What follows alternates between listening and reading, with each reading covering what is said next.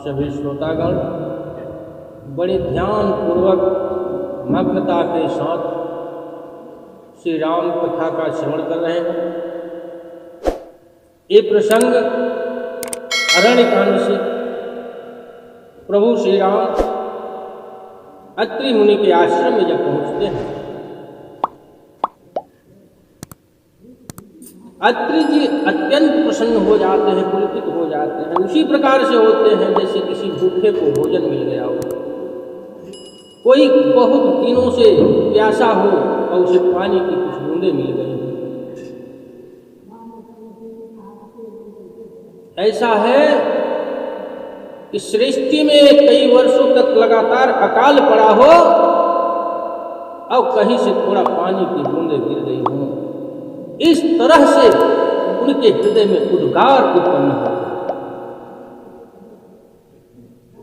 अत्रि के आश्रम प्रभु गयो, सुनत महामुनि हर्षित भयो। पुलकित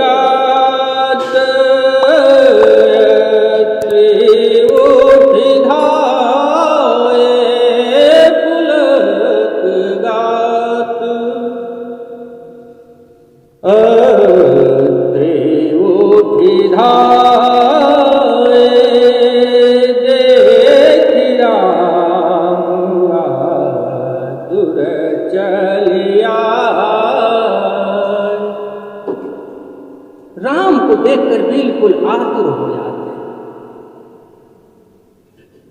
अब ये सोचते हैं कि प्रभु, मैंने ऐसा कौन सा बड़ा तपस्या कर लिया कि आप स्वयं चल करके हमारे आश्रम में आ गए। मैं तो धन्य हो गया, धन्य धन्य हो गया नाथ, मैं तो कृतार्थ हो गया। बहुत विधियों से, अनेकों प्रकार की विधि से उनकी स्तुति करते हैं श्री रामचंद्र जी की अत्रि में। तत्पश्चात लेकर के जाते हैं, वेद वेदांत की बात करते हैं, धर्मशास्त्र की बात सुनाते हैं। अत्रि जी और इधर माता सीता को अपनी पत्नी मां अनसुईया को सौंप देती है। अनसुईया जी, हे देवी, आप सीता बेटी को अपने महल में लिवा जाओ, अपने कक्ष में लिवा जाओ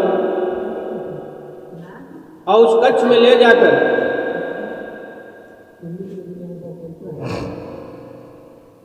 ले जाकर सीता को पतिव्रता धर्म का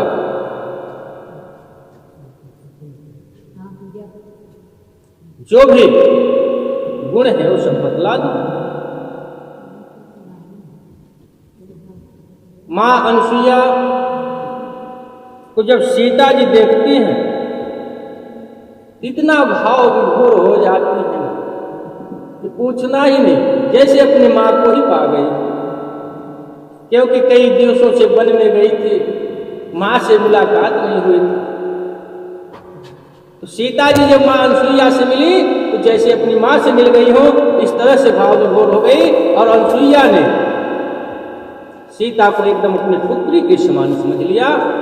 दोनों मां बेटी में अगाध प्रेम उमड़ आया। अनुसुईया के पद गई सीता, मिली बहोरी सुशील विनीता। सीता के अंदर सुशील, गुणवान और विनीत भाव देख करके मां अत्यंत प्रसन्न हुई और मां सीता जी ने अनसुईया का चरण स्पर्श किया। मां ने उन्हें सौभाग्यवती का वरदान दिया और ले जाकर के अपनी कुटिया में बैठा करके उनको सतीत्व के बारे में बताना प्रारंभ कर देते हैं कि एक सती का, एक पतिव्रता स्त्री का क्या कर्तव्य होता है।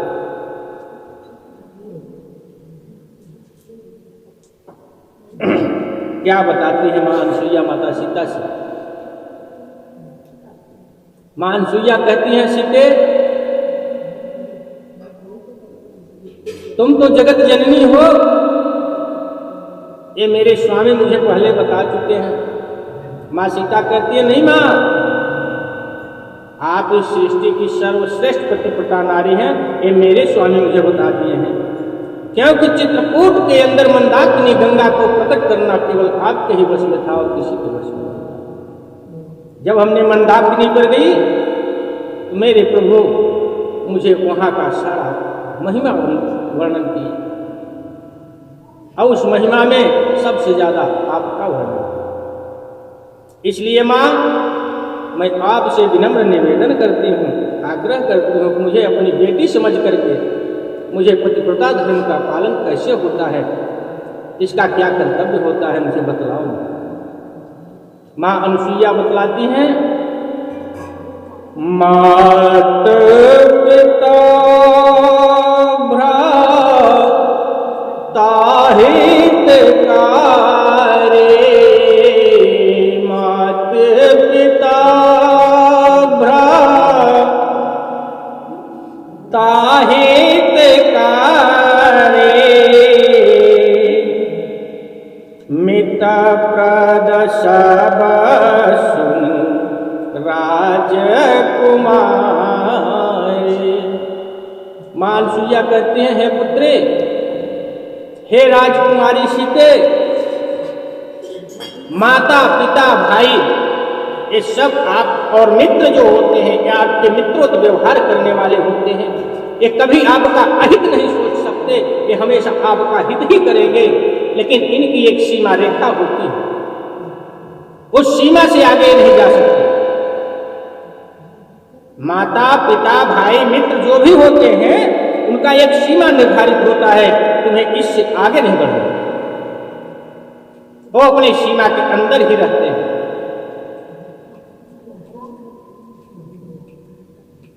और पुत्री, तुमने तो बहुत अच्छा काम किया। जो एक पतिव्रता नारी को करना चाहिए वो तुमने पहले ही कर लिया। माँ सीता बोली, हो क्या माता?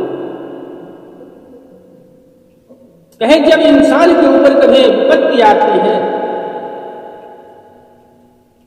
सुखी है तब तो उसके हजारों साथी हैं, और जब कभी वो दुख में होता है तो जितने सुखी में साथी होते हैं सब भाग जाते हैं, बदल हो जाते हैं, और जो उस दुख में खड़ा होता है वही सच्चा साथी होता है। और श्री रामचंद्र जी को वनगमन हुआ और उनके साथ तुम खड़ी हो गई, तो सच्चा मित्रता का काम किया, सच्चे मित्रता काम की है। धीरज धर्म मित्र अरुणारे, आपत्काल परखिए चारे। मां अनसुईया कहती है, इंसान जब तो खुश में है, उसके पास सारा चीज जरा भरा है, कोई प्रॉब्लम नहीं, कोई दिक्कत नहीं, कोई समस्या नहीं, लेकिन जब आपत्ति काल आता है उस समय चार का पहचान हो जाता है। कौन कौन है?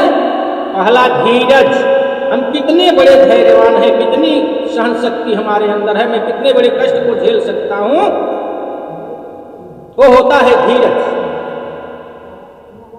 पहली परीक्षा मेरे धीरज की होती है। दूसरे में धर्म आता है, कहीं मैं अपने कष्ट को दूर करने के लिए अधर्म का मार्ग तो नहीं चुन रहा, कभी अधर्म पर नहीं जाना चाहिए।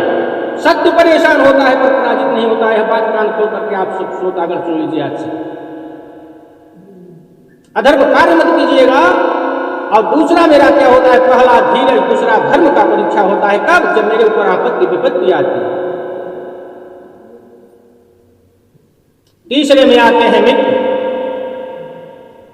आजकल के तो ऐसे मित्र हैं, जब तक आपकी जेब में दाम है तब तक मित्रता है, आपका पैसे खत्म, मित्रता खत्म, समाप्त हो गया। आजकल की मित्रता चलती फिरती दुनिया में चलती फिरती मित्रता है। मित्र थे कृष्ण और सुदामा, मित्र होते हैं जल और दूध। दूध को आप अग्नि पर रखकर जब उबालना प्रारंभ कर देते हैं, जल जलना प्रारंभ कर देता है, तो दूध उफान मार करके अपने मित्र को खोजने बाहर चला जाता है। और जब आप ध्यान नहीं देते हैं तो बाहर भी गिर जाता है। मित्र ऐसे बहुत बिरले मिलते हैं कलयुग में, नहीं तो ऐसे मित्र हैं नहीं। यदि मित्रता करनी है, सच्ची मित्रता राघवेंद्र सरकार से करो, वही आपको सफल बनाएंगे और सच्चे मित्र का काम करेंगे। सांसारिक मित्र से बहुत कम, बहुत ही कम नाम मात्र का मित्र का व्यवहार निभाइए, क्योंकि इस संसार में मित्र के लायक कोई है ही नहीं।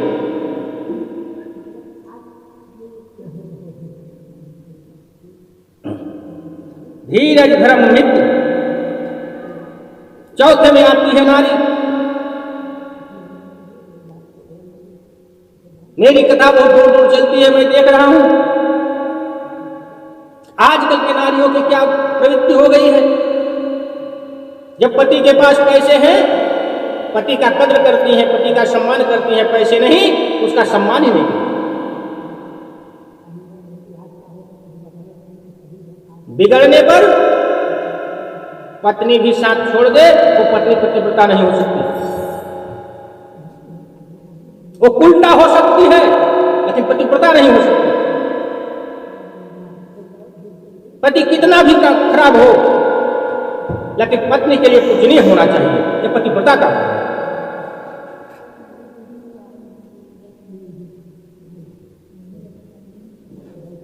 आपत्ति काल में इन चारों की परीक्षा होती है। मां सीता को बताती है और क्या बताती है आगे गोस्वामी तुलसीदास जी लिखते हैं, एक एक व्रत ने मां, एक एक व्रत ने मां, काया वचन मन पद प्रतिपद प्रेम। एक ही धर्म, एक ही व्रत, एक ही नेम और उपवास होता है। वो क्या? पति के चरणों का रज। एक विवाहित स्त्री के लिए उसके पति के चरणों में पूरे तीर्थ स्थल, पूरे देव का स्थान होता है। यही मान के उसको पति का पूजन करना चाहिए।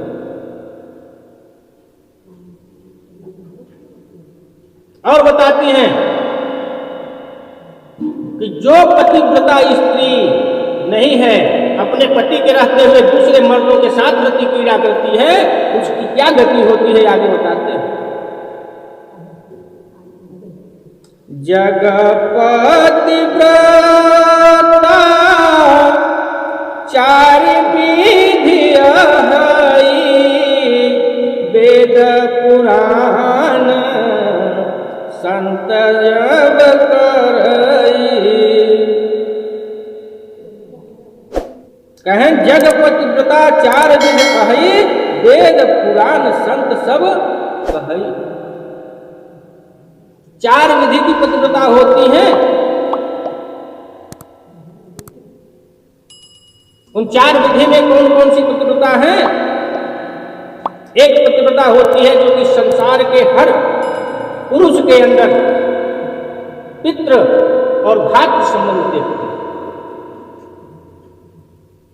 वृद्ध जो है पुरुष उनको पिता, और जो युवा है उसके समकक्ष के उसको भाई माने। दूसरी होती है कि सबको अपना बेटा समझते हैं। तीसरी माता पिता भाई बंधु पूरे सृष्टि को समझती है। और चौथी पतिव्रता होती है जो केवल केवल और केवल अपने पति को ही देखती है और किसी को नजर ही नहीं आता। पति पंच का पर पति रति करही रौ रव नरक कल्प सत परई। पति पंचक पर पति रति करई रौ रव नरक कल्प सत परई। जो पति के रहते हुए दूसरे पुरुषों के साथ प्रीति करे उसे 7 कल्पों तक रौ रौ नरक में निवास करना पड़ता है, 7 कल्पों तक। और नर्क के अगर आपको पूरा व्याख्यान देखना है तो गरुड़ पुराण में देखिए कितनी दयनीय दुर्दशा होती है नर्क की। और नर्क में सबसे घोर रंग नर्क है रौरव नर्क में 7 कल्पों तक निवास करना पड़े।